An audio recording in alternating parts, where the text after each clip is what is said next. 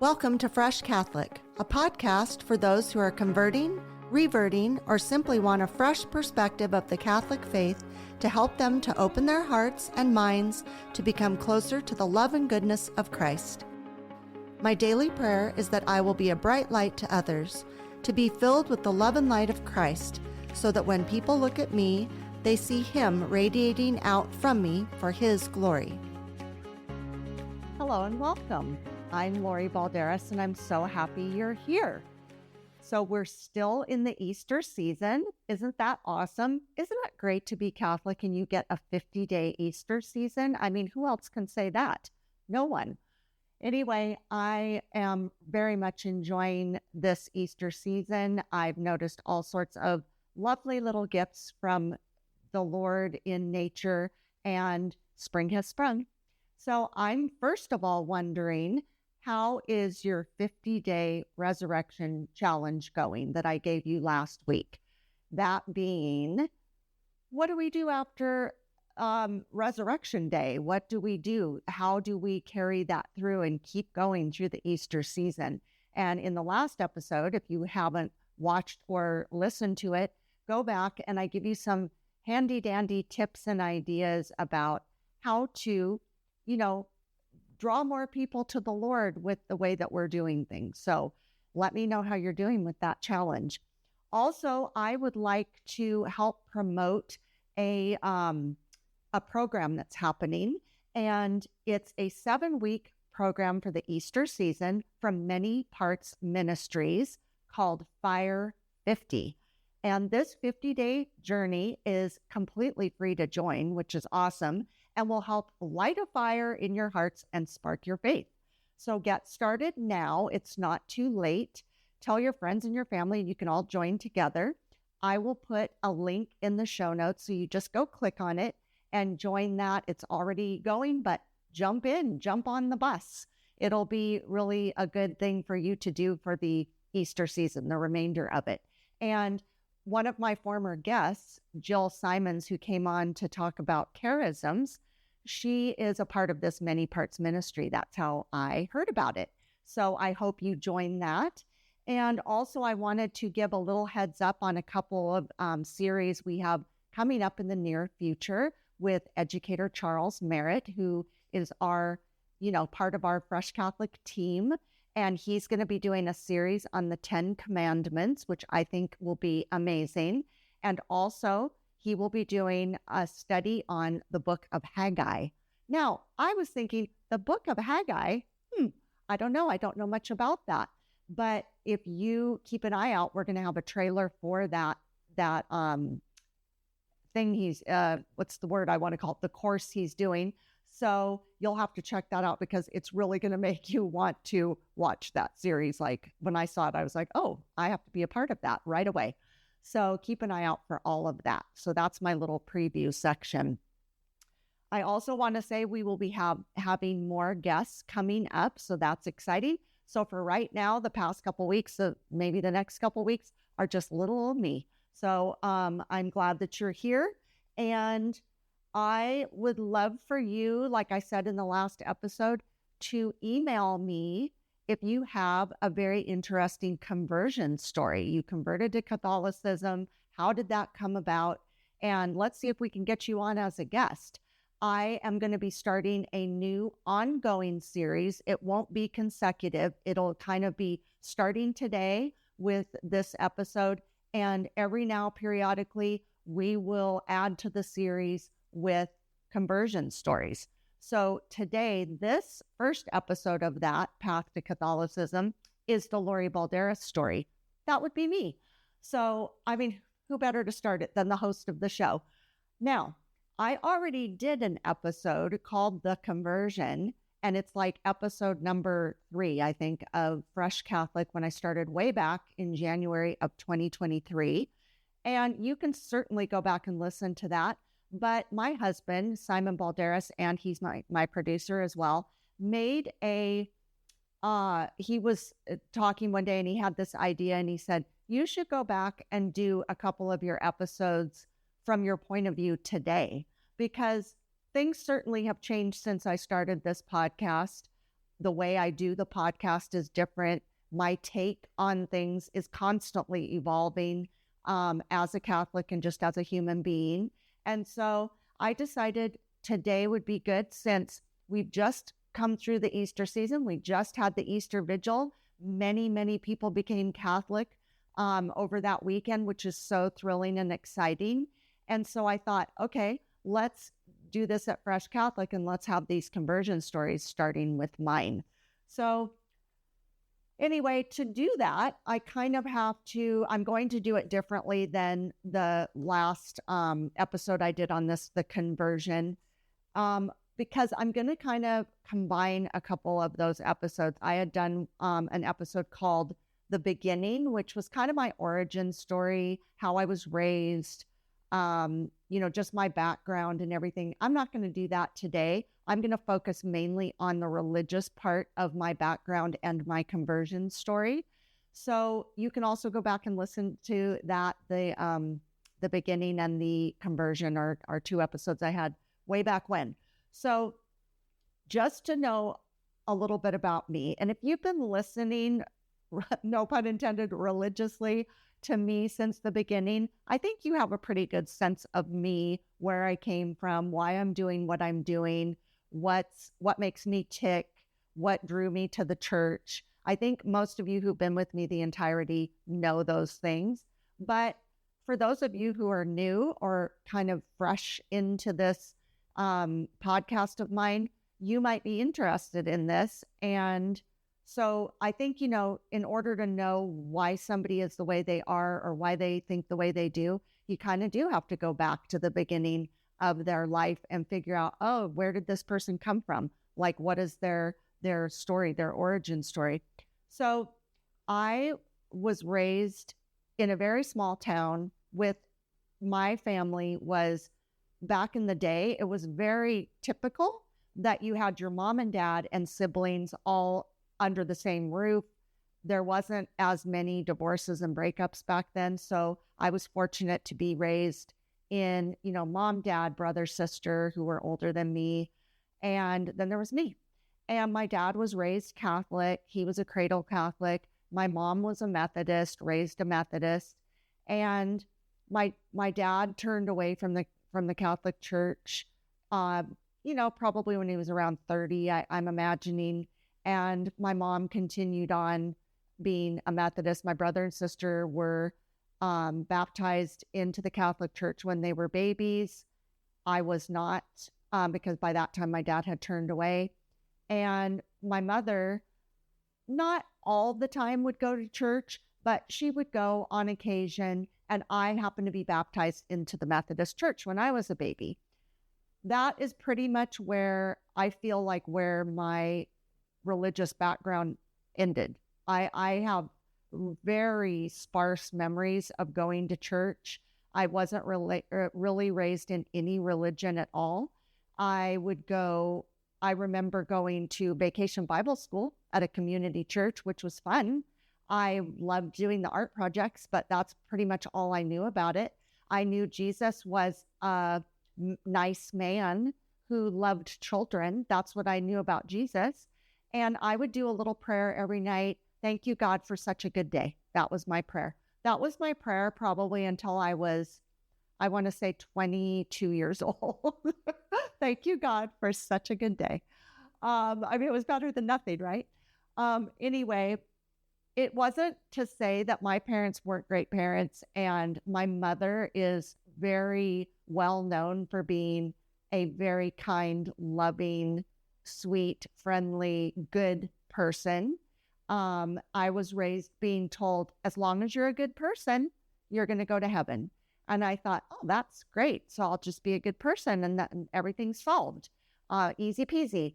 And my dad honestly never really talked about religion at all. I remember going to visit my sweet little grandfather, my little Italian grandpa, and he had a picture over his bed of Jesus, the Sacred Heart of Jesus. And I remember just going in and staring at that and having no idea what was going on in that picture, why this man had his heart outside of his body. I didn't know anything about it. I never asked. It probably scared me, and I didn't want to ask because I probably didn't want to know. But that's kind of, how my childhood was just, I had an idyllic childhood, but there was no religion involved. That just never came into it. We were all about Santa and stockings and Easter bunnies and Easter eggs, and that's pretty much it. But I did have a happy little childhood, and everything was wonderful and great, honestly.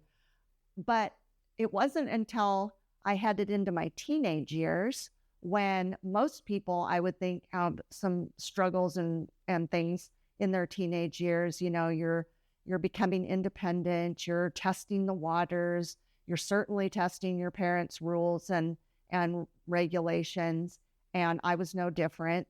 If you want to know more about the nitty-gritty of that, go back and listen to the beginning. I get pretty graphic and detailed about it because I think if you're going to go through struggles and trials, if you can't come out with them and be honest about it so that you can help other people, or so other people can relate to you and think, oh man, she's really been through it and she really understands, some of these things that I might be going through or my family is going through or my friends are going through. If you're not honest about it and you don't come out with it, I always like to help people with my stories. But I definitely had a troubled teen life, and I just had no compass, no rails, no consequences. I got away with an awful lot that I shouldn't have gotten away with. And I think my mom is very proper British. She doesn't want to know, like, la, la, la, I'm not looking or seeing you. I'm not hearing what's happening.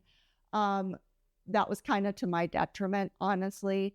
And when I would get in trouble for something, my dad was typically the one that would put his foot down. And when my dad would finally do that, I would stop. Whatever he told me to stop, I would do. It took an awful long to get there. But I didn't have God. I didn't have him in my life. I didn't have him on my radar. I look back and think I have no idea how I made it through that time because I was so reckless and stupid and I honestly probably shouldn't even be here today. But looking back now, I think, well, I guess that guardian angel was really watching out for me that I didn't even know I had. So I think that's the only thing I can attribute it to was God had bigger plans for me. He had a future for me. He certainly saved me when I didn't even know he was doing that. And I'm going to give him full credit because it was for no other reason that I'm here today than that that God had a plan to save me because he had something in store for me. And so when we come back, because I'm going to take a short break, I'm going to talk to you about the next phase of my life and how I became Christian. So we'll be right back. Have you ever wanted to witness the miraculous and walk where saints have walked? This is your chance. Join me, Lori Balderas, host of Fresh Catholic Podcast, and Father Matthew Miguel, as we walk with you through Italy's most sacred sites. From the Eucharistic miracles of Lanciano and Orvieto to the peace of Assisi, your heart will be transformed by these extraordinary moments of grace. You'll walk the hallowed streets of Rome, step into the history of the Vatican, and witness the places where faith has flourished for centuries. Each stop deepens your journey. Each miracle renews your soul. We invite you to join us on an unforgettable, life-changing experience. Join us and let your faith come alive in Italy. We'll be right back. What does it mean to live a life of faith? What does it mean to live as a Catholic Christian? Hi, this is Bishop Kevin Sweeney, host of the podcast Beyond the Beacon. Join me as we unravel and discuss the mysteries of our faith, of the Church, of living as Catholic Christians. Be inspired by engaging interviews with priests and seminarians, deacons, religious, women and men who live the life of faith day by day here in our Diocese of Paterson in food pantries and classrooms, in parishes and ministry. How is God working in their lives today? How is God working in our lives? Join me as I ask them and be part of the conversation on Beyond the Beacon. Listen and follow Beyond the Beacon wherever you get your podcasts, or watch it on my YouTube channel. Please check the show notes for more details. Thank you and God bless you.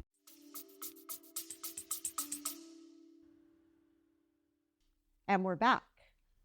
So after those teenage years, I ended up marrying my high school sweetheart, and I'm doing air quotes because he wasn't so sweet. And again, if you want to hear more about that, go back and listen to the beginning episode. And again, I don't know how I made it through that marriage. It was very short-lived. It was very tumultuous. It was very abusive in many different ways. And I got out of that situation. And so I am grateful for that. And again, I think God definitely had a hand in that. Now, because I got married, I was very, very young when I got married. I was 20. And I kind of went from that marriage into another just wild time of my life. I was, in my early 20s. I was doing a lot of things, very dangerous things I should not be doing. And I ended up marrying a friend of mine, and his name was John, and he came at just the right time when I really needed kind of a hero to come in and save the day. And he did. He came in, and he and I got together very quickly. I became pregnant, and then we got married, so we did it out of order. He came from a very Christian family. I, again, was from no religion. And I remember I was very standoffish about the whole Christian thing with his family. I even told him, I will not become Christian. And he said, that's fine. We'll do whatever you want to do. He's very supportive in that. And we ended up moving away out of the area where we both were being raised in the small town. And we moved away and we lived in the country.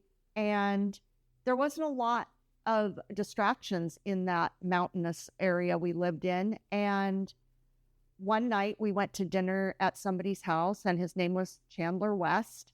And it was he and his wife invited us to dinner, probably with my in-laws. And I just loved everything about Chandler West. I just thought he was an amazing, beautiful, kind, peaceful, honest, magnetic person. And I just left that dinner saying to my husband, John, I just want a piece of what that guy has. I want that, whatever he's got going.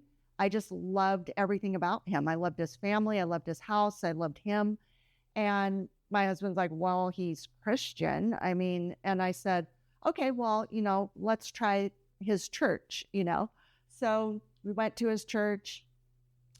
I immediately got sucked into the church. I loved it. I just decided Jesus was going to be my savior, and I didn't know what that entailed. I didn't know what I was getting myself into, but I just wanted to know everything I could know about Jesus Christ. And so I went and got a children's Bible, and I read the children's Bible because in my mind, Noah, Adam and Eve, Jesus, they were all at the same time. In my mind, I had no idea there was like a chronological way that the Bible worked out, and that all these people, I just had no idea. I know that might sound silly, but I read a children's Bible, and it was like, made it very clear to me, and it was in a very simple way. And I just, progressed from there and ended up, we would go to church all the time. Every event we would go to was church related. Everybody we interacted with were Christians, and I absolutely loved it. And then soon thereafter, after we moved up there, we probably were there a year, I ended up getting into a horrific accident. And if you want to hear about that, go back and listen to that episode, The Accident. It was a life-changing accident in which I almost died. Both my children almost died. I was paralyzed after that accident. So it's definitely an episode you're going to want to go back and listen to. But I personally believe, because I had just become Christian And I was so in love with Jesus, and I was so submerged in this Christian faith. I think Satan was mad, and I think Satan was trying to wipe me out, and he almost succeeded. But because of the grace of God, because of the prayers that were said for me, and because it wasn't my time yet, and God again he wasn't done with me yet. If he was done with me, that was the moment that, certainly would have been, well, this is it. And that didn't happen. And I am a true believer in the fact that there was a fight between good and evil. In my accident story, I had definite feelings of Satan in the picture. I had definite feelings of angels there protecting me and helping me at the guidance of God and the instruction of God. And here I am. That happened like 35 years ago. So here I am. And it's been a long process. I'm permanently disabled, but I'm here to tell the story. My children are alive. Thank you, Jesus. And so it gave me even more faith. I became even more faithful because of that. And then because of my condition, because I had a lot of physical problems, we needed to move from that safe, happy, mountainous community we lived in, Christian community, and had to move back where I was raised. And at first I thought that was going to be great. I thought, we're just going to start going to church. I'll just pick up where we, left off up there with this, excited spirit.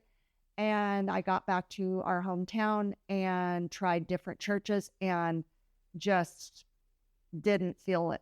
I didn't feel at all good in any of the churches.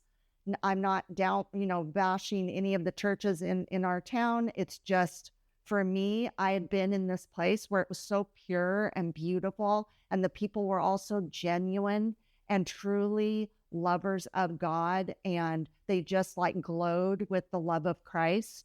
And I came down here back to our town, and I was like, okay, well, I don't like it. So I made my own religion, and I know that's not the right thing to do, but at the time I didn't know what else to do. I thought I have to keep teaching my children about Jesus. I have to keep connected with the Lord in some way. I don't know how I'm going to do that. So I just made up my own religion. I taught my children Bible study. I homeschooled my oldest son, and part of his curriculum was Bible study, to which then the other two definitely, soaked all that in. And I had some Christian friends, but, it just wasn't the same. And I knew Jesus was with me, and I had a sense of God and Jesus, but it was kind of my own narrative of it. I don't feel I knew as much as I wish I I know a lot more now, let's put it that way. But back then, I just felt like it was just kind of the bare minimum, honestly. And I thought, okay, I guess this is just what it is. I guess this is what everybody experiences, is when you're a Christian, this is just how it is. And I just accepted it, and I kind of went along. But I have to tell you, I don't think I was the best Christian. I think I was a good Christian for quite a long time, but not being a part of a church and not being part of a structured community, Christian community, that definitely weakened my faith and weakened my devotion to the Lord. And I didn't really realize it at the time, but looking back, I definitely see it. And I just have to tell you, I kind of just started slowly slipping downhill. I started acting out. I would be verbally abusive to people. I would be too tough on people. I was very judgmental. I was very superficial. A lot of that had to do with my ex-husband. John, he was kind of a superficial guy. He's a great guy, but he was very superficial. And I kind of fell into that. I was watching things I shouldn't be watching. I was involved in things I shouldn't have been involved in. And at the time, again, it was just kind of my lifestyle. I'm not I'm not condoning it, and I'm not, justifying it. I'm just telling you the truth. I just thought, well, this is my life. Yeah, I'm a Christian. Yeah, I'm doing these things, but I'm a Christian. But I didn't feel super great, And ultimately it ended up where John, after 25 years, decided that we were not going to be married anymore. And he didn't even really want to work it out. Like, I wanted to go to therapy, which I did. He didn't want to do that. And he was just kind of done after 25 years. There was, again, no accountability or no structure to it of like, well, is that it? I mean, aren't we shouldn't we try to work this out? I mean, I came from a background of my parents had been married for, years and years and years. And so I was under the impression, I was married to this person. We had children together. We were starting to have grandchildren together. Shouldn't we try to keep this together? But he apparently wasn't in that same mindset. So he left. He was done. We got a divorce, and that was that. And right after that happened, I have to say also, I didn't act in the best way. Probably that's one of the worst times of my life being a Christian. I just kind of went off the deep end. I had a boyfriend. I would go stay with him. I don't feel I was very focused on Jesus at all. He was probably over in the corner and I behind a bunch of boxes and out of sight, out of mind, because he was back to not being on my radar anymore. I think I was disillusioned with a lot of things. I thought, okay, well, what's the point of any of this, honestly? And I kind of went into, I would say a little bit of a slope down.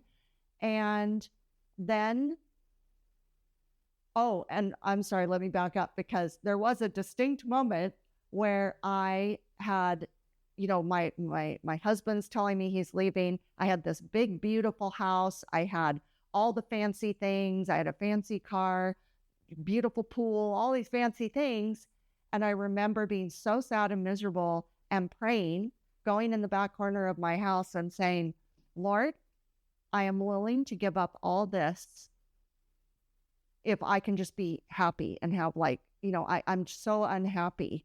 If I'm willing to give up all this, meaning my house, I had 6 dogs that I adored, all the things I was willing to give up. And well, God listened, because soon after that, everything was gone. The husband, the house, and even the dogs. So when I come back, I'm going to tell you how things turned around, and I'm going to tell you my conversion story. So when I come back, we'll talk about that. Be right back. Let me tell you about all things Fresh Catholic. So buckle up. We have a podcast with weekly topic episodes and Fresh Catholic Daily, the daily Mass readings, on all platforms and YouTube. Like, share, subscribe, rate, and review. That would really help. Our website, freshcatholic.com, has an online store with merchandise and coffee, a blog, comics, info about our pilgrimage to Italy in September of this Jubilee year, and Fresh Catholic courses with educator Charles Merritt, including the Hail Mary, the Our Father, Sin, Sacraments and Grace, Advent, Angels, and Virtues. We're on Instagram and Facebook at Fresh Catholic with short videos every day.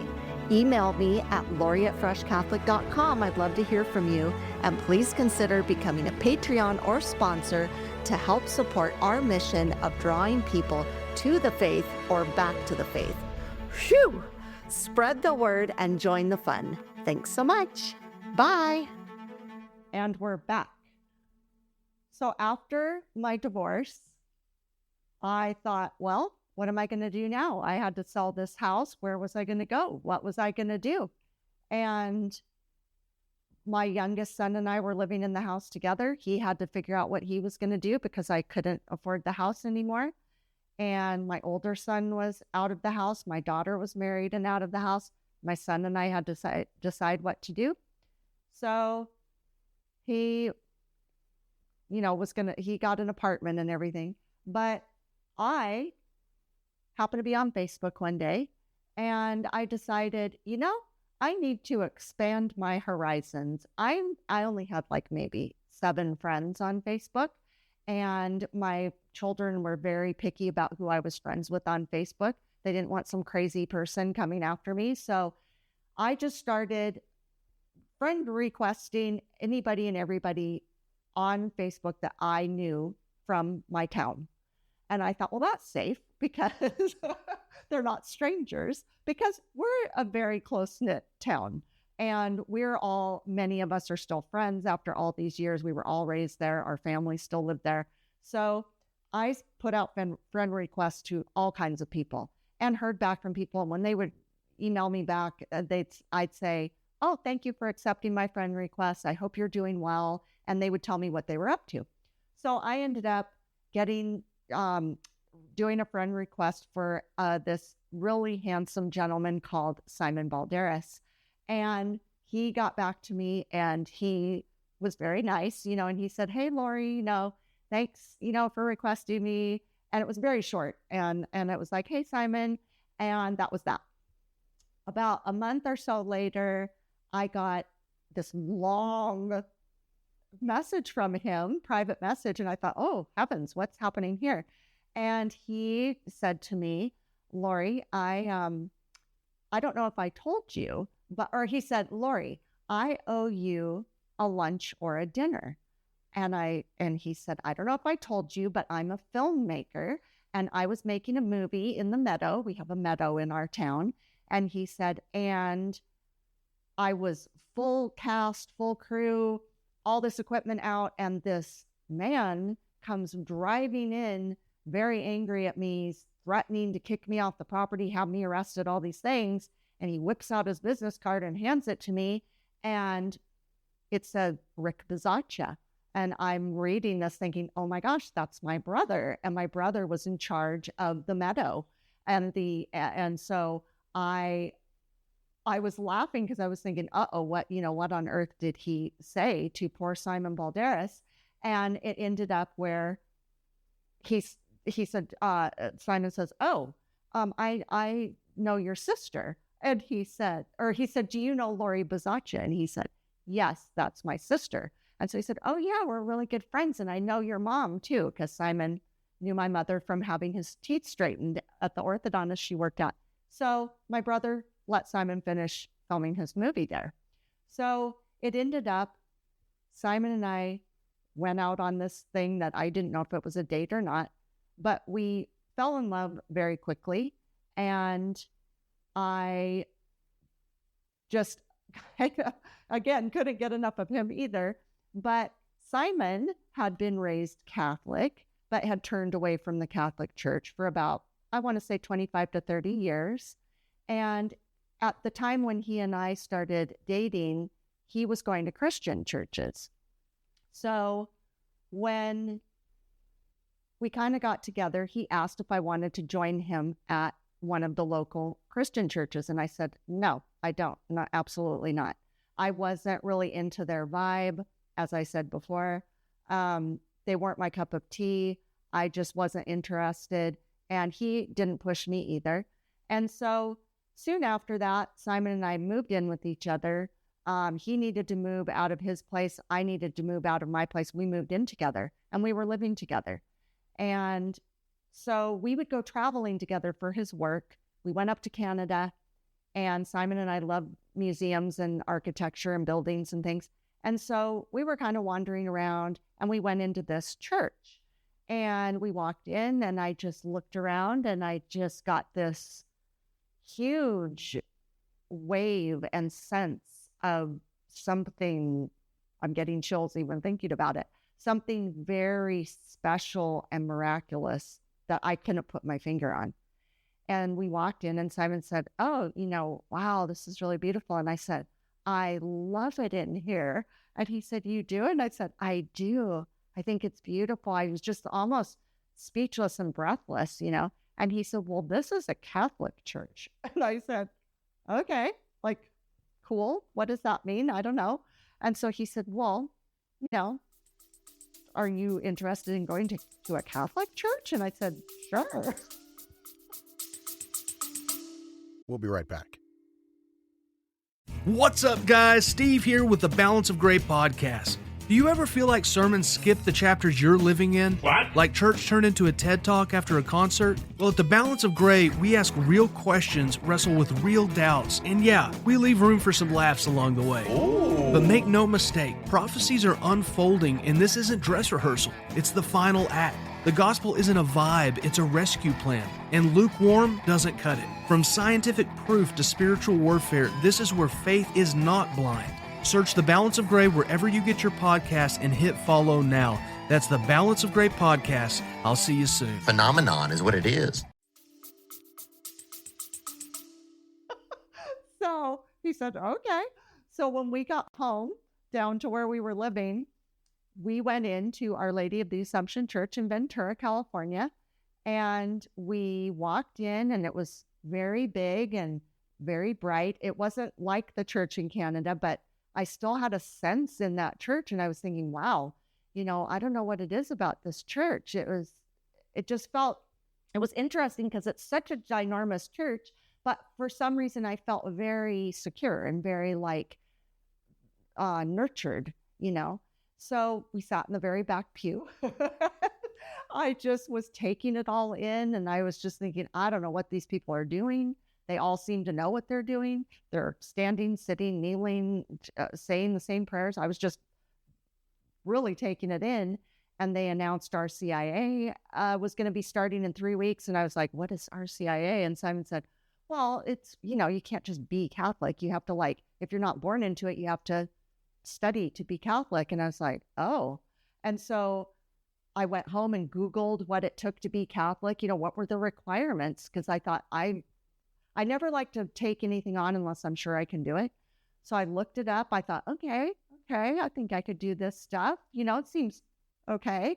And doing some research on it, I realized, it's not like just going to Protestant church where you can kind of take it or leave it, kind of go sometimes, kind of not go sometimes.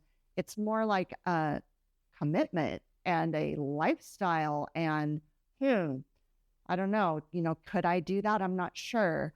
And so I got the book Catholicism for Dummies, which I highly recommend. I bought that. I pored over it. I read it. It made sense to me. I kept envisioning myself in this religion. Could I do it? What would my family think? What was it going to entail? Signed up for RCIA with Deacon Don and went to every class. And I realized, oh, this is really going to change my life. This is definitely taking my relationship with Jesus to a whole other level. This is something that I kind of got that wave again of, I need to know the most I can know about Jesus. I need to know the most I can about God. I need to know the most I can about this church and this faith. And so I soaked in everything that I was learning. I couldn't get enough of it. When I wasn't in my RCIA class, I was at home reading about the church. I was reading about the faith. I was learning prayers. And there was a point where I came to Simon and I said, I need to move out of this house because I'm trying to become Catholic. We're not supposed to be living together. And that was a really hard decision because I loved Simon. I wanted to be with Simon as many hours of the day I could. And I'd never been alone in my whole life. So I thought, I don't know how I'm going to do that, but I know I have to do that.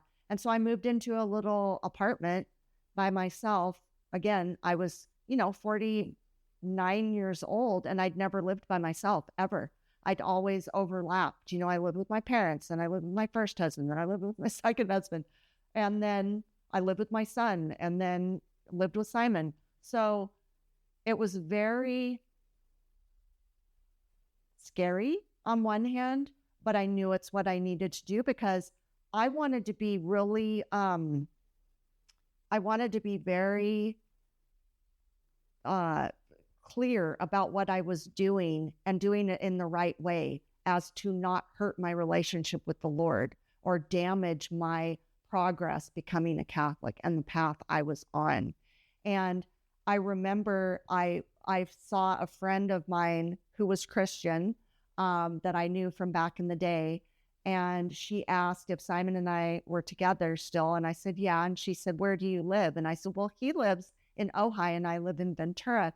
And she said, oh, well, why did you do that? And I said, oh, because we can't live together because I'm becoming Catholic. And she said, but why can't you live together? Who would know? And I said, God would know. I pointed up and she said, oh, okay. And I just thought, Anyway, so I went through the Easter Vigil. I became Catholic with my dad's blessing. I was very afraid to tell my dad that I wanted to become Catholic because I thought he would look down on me for it. I thought he would be upset since he'd turned away from the church. And when I told him that, I was going to become Catholic and I was taking RCIA classes, there was this long pause. And then he looked at me and he said, I think that's the best religion for you. And I said, really? Why? And he said, because it's very traditional and it's very structured.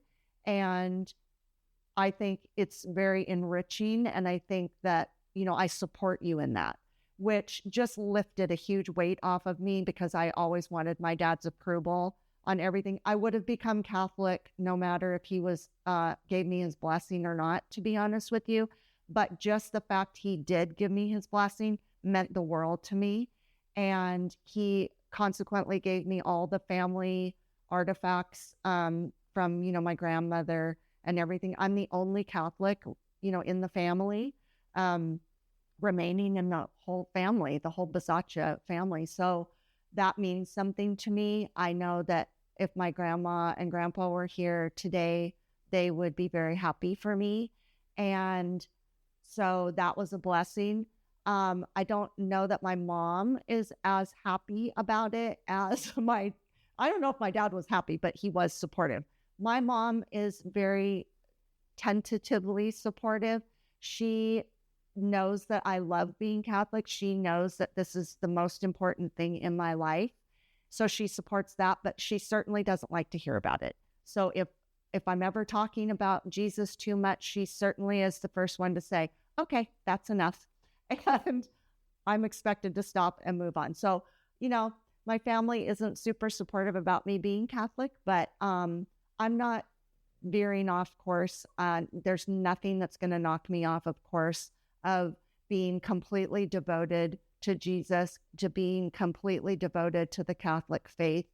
And even if things in the church are going haywire or people in the church give me a struggle, I'm not there for that. I'm there. I can't base my faith on the human beings that are involved.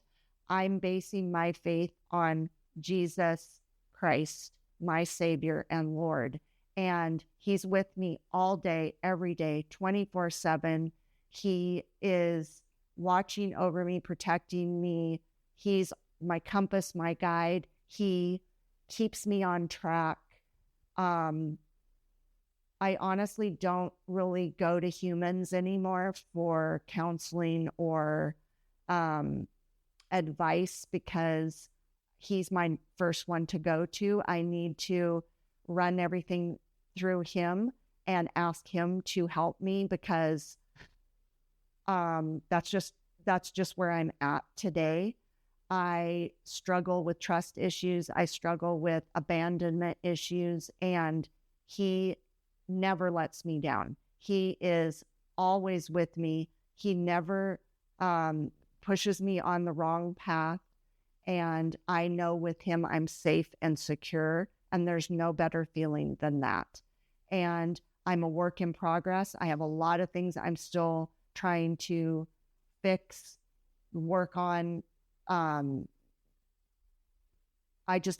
need his help all day, every day. So he's the one I go to. Simon and I ended up getting married in the Catholic Church, which was a total blessing since both of us had been divorced, but neither of us had been married in the Catholic Church, so that was good. But we ended up getting married in the church and have our sacrament of marriage, which is, just beautiful and wonderful. And I'm the wedding coordinator there now. I work with Deacon Don, who was my RCIA teacher, and he married us. And so I absolutely think that the sacrament of marriage is such an important part of being Catholic. And Simon and I have had a real rough time of it the whole time we've been married. And we had an extra rough patch, and we were separated for 3.5 years. And our faith and our relationship with Jesus is the thing that kept us together. There were many times where I was like, I don't think we're going to continue. I struggled with that. But if Jesus hadn't been in our marriage, if we didn't have a covenant and a sacrament with our Lord, I don't know if we would have made it. And he is just the absolute glue that keeps us together. And Simon and I got back together, and I think our marriage is better now than it's ever been. It's not to say everything is smooth sailing. We certainly have a lot of things going on, a lot of chaos in our life, and we're hoping that the Lord is going to provide for us to be able to have more peace and calm and harmony in our life, so that we can just focus more on the Lord instead of this outside interference that we just have relentlessly attacking us and our marriage. But we feel strong and safe with the Lord. Because I became Catholic, Simon came back to the Catholic faith. He was my sponsor in the RCIA. So I joke and say, God got a twofer the day I became Catholic, because Simon came back too. And we just both feel like our relationship, is so strong. I'm so grateful that my husband's Catholic, that he especially returned back to the faith, because I do like to talk about it all the time. This is a part of my all day, every day. If I didn't have him to be able to talk to about it, I'd be very sad because, if you're not married to a person who shares in your faith or who wants to, I know that he's always trying to strengthen my faith, and I'm trying to strengthen his faith. And we're trying to, really be a united front with our walk with the Lord, that just makes it even better, And so I think becoming Catholic was the best thing that ever happened to me.